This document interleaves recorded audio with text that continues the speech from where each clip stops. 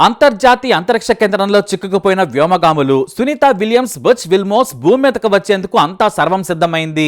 అసలు వీరిద్దరూ ప్రాణాలతో భూమి మీదకు తిరిగి వస్తారా అనే అనుమానం అందరిలో ఉండేది. ఎందుకంటే బోయింగ్ స్టార్లైనర్తో పాటు నాసా చేసిన తప్పిదం వీరి ప్రాణాల మీదకు తెచ్చింది. వాస్తవానికి సునీత, బచ్ విల్మోర్లను మోసం చేసి అంతరిక్షానికి పంపారనే విమర్శలు కూడా ఉన్నాయి. గత జూన్ 5న బోయింగ్ వ్యోమనౌక సునీత విలియమ్స్, బచ్ విల్మోర్లను అంతరిక్షంలోకి పంపింది.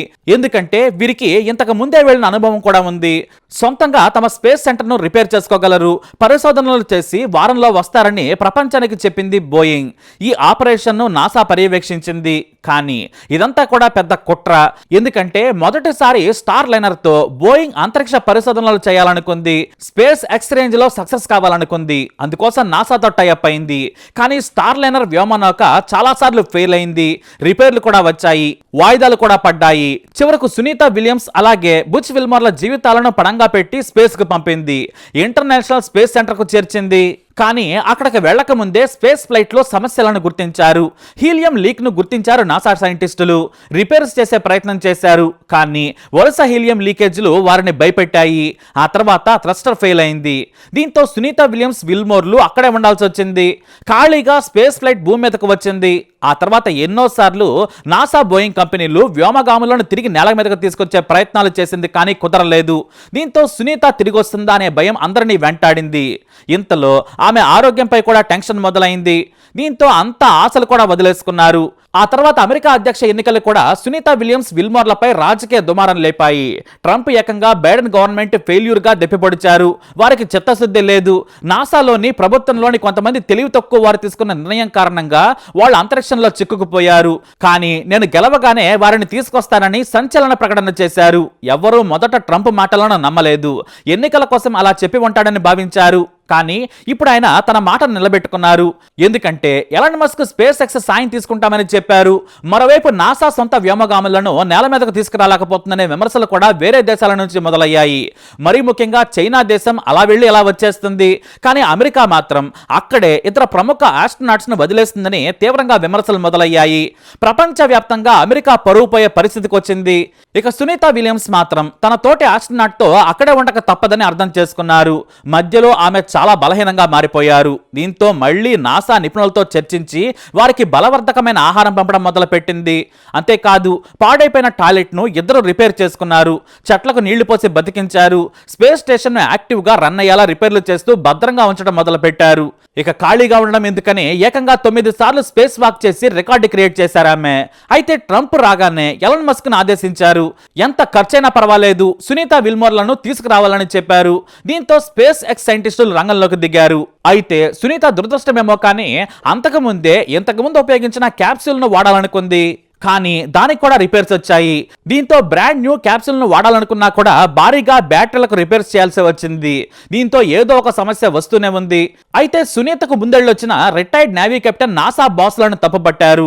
వెంటనే తీసుకొస్తామని మాయమాటలు చెబుతూ వచ్చారు. కానీ సరైన నిర్ణయాలు తీసుకోలేదు. అందుకు తగిన చర్యలు చేపట్టలేదన్నారు. కానీ ట్రంప్ వచ్చిన తర్వాత స్పేస్ ఎక్స్ పరుగులు పెడుతూ పనులు చేసింది. చివరి నిమిషంలో కూడా ఫాల్కన్ రాకెట్ లో హైడ్రాలిక్ సమస్యలను గుర్తించారు. 2 క్లాంప్ ఆర్మ్స్ లో సమస్యలు ఉన్నాయని, అవి తెరుచుకోవని భయపడ్డారు. కానీ స్పేస్ ఎక్స్ నిపుణులు దానిలో ఉన్న ఎయిర్ ను బయటకు పంపించడంతో సమస్య తొలగిపోయింది. దీంతో 2 ఖాళీ సెట్లను ఉంచి 4 వ్యోమగాములను Space X Dragon Kennedy Space Centre నుంచి తీసుకెళ్లింది. ఏదైనా సమస్య వస్తే ఈ 4 కూడా వారితో పాటే రావాలనేది స్పేస్ ఎక్స్ ప్లాన్. అందుకోసం నాసాలోని వ్యోమగాములైన మెక్లేన్ నికోల్, టకియా ఒనిషి, కిరిల్ పెస్కోవ్లు వెళ్లారు. అయితే అమెరికాకు చెందిన మెక్లేన్ నికోల్ మిలిటరీ ఫ్లైట్ పైలట్స్, అలాగే టకియా జపాన్ కు చెందిన వాడు, అలాగే రష్యాకు చెందిన కిరిల్కు కూడా ఎయిర్లైన్స్ పైలట్స్ గా పనిచేసిన అనుభవం ఉంది.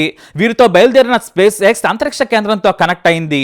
4 వ్యోమగాములు అంతరిక్ష కేంద్రంలో ఉన్న వారిని చూసి సంతోషించారు. మరోవైపు నేల మీద నుంచి సేఫ్ గా వచ్చిన వారిని ఆప్యాయంగా రిసీవ్ చేసుకున్నారు సునీత విల్మోర్. నవ్వుతూ కేరింతలు కొట్టారు. ఆ విజువల్స్ ప్రపంచవ్యాప్తంగా వైరల్ గా మారాయి. విజయవంతంగా 2 లింక్ అవడంతో ఇక అందరిలోనూ టెన్షన్ పోయింది. తమ వారు 9 నెలల తర్వాత సేఫ్ గా వస్తున్నారని తెలిసి సునీత విల్మోర్ కుటుంబాలు సంతోషం వ్యక్తం చేశాయి. విల్మోర్ భార్య, 2 కూతుళ్లు ఎంతగానో వెయిట్ చేస్తున్నారు. మరోవైపు సునీత భర్త, తల్లి కూడా అంతే సంతోషంగా ఉన్నారు. సునీత తనకు ప్రాణమైన 2 కుక్కలతో నడిస్తే చూడాలని ఉంది. ఆమె కోసం అవి కూడా ఎంతగానో ఎదురు చూస్తున్నాయి. అమెరికా ప్రజలు కూడా వాళ్ళు సేఫ్ గా రావాలని ప్రార్థనలు చేస్తున్నారు. వారందరికీ థ్యాంక్స్ అని చెప్పారు. ఇక సునీతకు ఎప్పుడు మనసు బాగాలేకపోయినా కూడా భగవద్గీత చదువుతుంది. అదే ఆమెకు శ్రీరామ రక్ష అని చెప్పారు సునీత విలియమ్స్ భర్త మైకేల్ జే విలియమ్స్. అయితే ఫాల్కన్ 9 లో వెళ్లిన కొత్త టీం మరో 6 నెలల పాటు స్పేస్ ల్యాబ్ లో పరిశోధనలు చేయనుంది. వీళ్ళు అక్కడే ఉంటారు. కేవలం సునీత విలియమ్స్ విల్మోర్లు మాత్రమే తిరిగి వస్తారు. మార్చి 19 లేదా అంతకంటే ముందే ఫ్లోరిడా తీరంలో క్యాప్సుల్లో దిగనున్నారు. ఇప్పుడు వెళ్లిన సిబ్బంది అంతరిక్ష కేంద్రంలో భారీ పరిశోధనలు చేయనున్నారు.